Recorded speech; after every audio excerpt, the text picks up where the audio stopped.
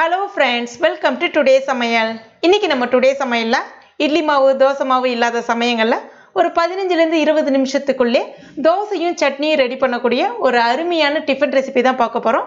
இது வந்து ஒரு இன்ஸ்டன்ட் தோசை. ரொம்ப அருமையா இருக்கும். சட்னியும் அதை விட ரொம்ப தூக்கலா இருக்கும். இப்போ இதை நம்ம எப்படி செய்யறதுன்னு பார்க்க ஆரம்பிச்சிடலாம்.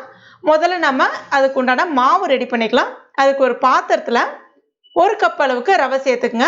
இது வந்து வறுக்காத ரவை, வறுத்த ரவை இருந்தாலும் நீங்க பயன்படுத்திக்கலாம். இது சரியா 100 கிராம் அளவுக்கு இருக்கும்.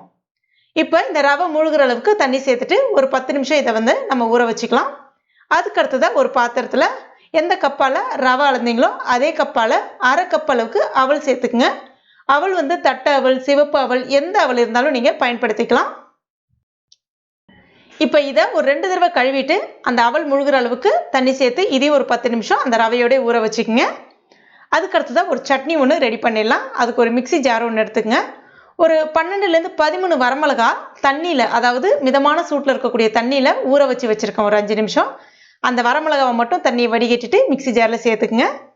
கூடவே 2 மீடியம் சைஸ் பெரிய வெங்காயம் கட் பண்ணிட்டு எடுத்துருக்கேன், சேர்த்துக்குங்க.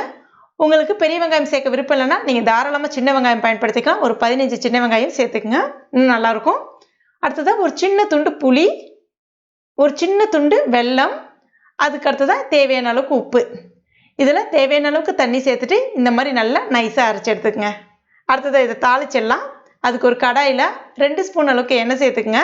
எண்ணெய் காஞ்ச பிறகு 1/2 ஸ்பூன் கடுகு, 1/4 ஸ்பூன் சின்ன ஜீரகம், 1/2 ஸ்பூன் உளுந்தப்பருப்பு, இதெல்லாம் கொஞ்சம் பொரிஞ்சு வந்த பிறகு ஒரு வரமிளகா அந்த காம்புகளை நீக்கிட்டு சேர்த்துக்குங்க. 4-5 பல்லு பூண்டு தோல் உரிச்சிட்டு தட்டிட்டு எடுத்துருக்கேன், சேர்த்துக்குங்க. நல்லா வாசனையாக இருக்கும். கூடவே கொஞ்சமாக கருவேப்பிலை இலைகள். இப்போ இதெல்லாம் நல்லா பொரிஞ்சு வந்த பிறகு நம்ம ரெடி பண்ணி வச்சுருக்க அந்த விழுதியும் இது கூட சேர்த்துக்கலாம்.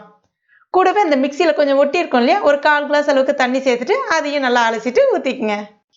இப்போ ஒரு முறை நல்லா கலந்து விட்டுக்குங்க. ஏற்கனவே நம்ம உப்பு சேர்த்துருக்கோம், அதனால் இந்த ஸ்டேஜில் நீங்கள் சேர்க்க வேணாம். ஏன்னா இது நல்லா சுண்டி தான் வரப்போகுது. ஒரு 5 நிமிஷத்துல நல்லா அழகாக சுண்டி வர ஆரம்பிச்சிடும். இது வந்து என்னெல்லாம் பிரியணும் அப்படிலாம் கிடையாது. ஒரு 5 நிமிஷம் நல்லா கொதிச்சா போதும். இப்போ பாருங்கள், 5 நிமிஷம் ஆயிடுச்சு, நல்லா சுண்டி வந்திருக்கு. இப்போ இது சூப்பராக ரெடி ஆகிடுச்சு. அவ்வளோதான், ஒரு பர்ஃபெக்டான சட்னி நல்லா அருமையாக ரெடி ஆகிடுச்சு. பாருங்கள், இந்த மெத்தடில் நீங்கள் ஒரு முறை உங்கள் வீட்டில் சட்னி செய்து பாருங்கள், அவ்வளோ அருமையாக இருக்கும். திரும்ப செய்ய சொல்லுவாங்க. இப்போ இந்த கேப்பில் ரவையும் நல்லா ஊறி இருக்கு, அவளும் நல்லா ஊறி இருக்கு. தண்ணியை வடிகட்டிட்டு 1 by 1 ஒரு மிக்சி ஜாரில் சேர்த்துக்குங்க. தண்ணி விட்டு தான் அரைக்க போகிறோம், இருந்தாலும் தேவையான அளவுக்கு தண்ணி விட்டு அரைச்சிக்கலாம். அதனால் தண்ணியை வடிகட்டிட்டு சேருங்க. 2 டேபிள் ஸ்பூன் அளவுக்கு தயிர், நல்ல புளிச்ச தயிராக எடுத்துருக்கேன். உங்களுக்கு தயிர் சேர்க்க விருப்பம் இல்லை அப்படின்னா நீங்கள் அதற்கு பதிலாக அதாவது ஒரு பாதி எலுமிச்சப்பழ ஜூஸ் வந்து சேர்த்துக்கலாம்.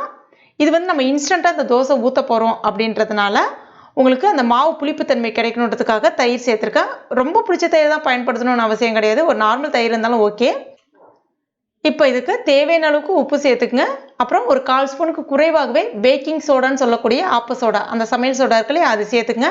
இது சேர்க்க விருப்பம் இல்லைன்னா தாராளமாக தவிர்த்துடலாம்.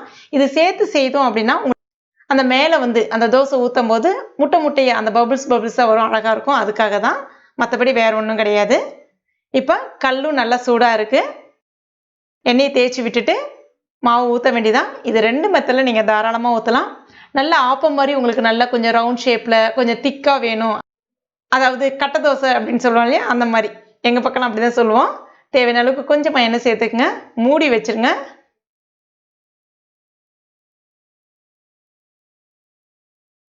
அவ்வளோதான், சூப்பராக ரெடி ஆகிடுச்சு. திருப்பி போட்டுடலாம். ஒரு தடவை திருப்பி போட்டிங்கன்னா நல்லாயிருக்கும் இன்னும். இப்போ பாருங்கள், அருமையாக தோசை ரெடி ஆகிடுச்சு. இதை வந்து இன்னும் கொஞ்சம் மெலுசாக கூட நம்ம வேணும்னா ஊற்றிக்கலாம்.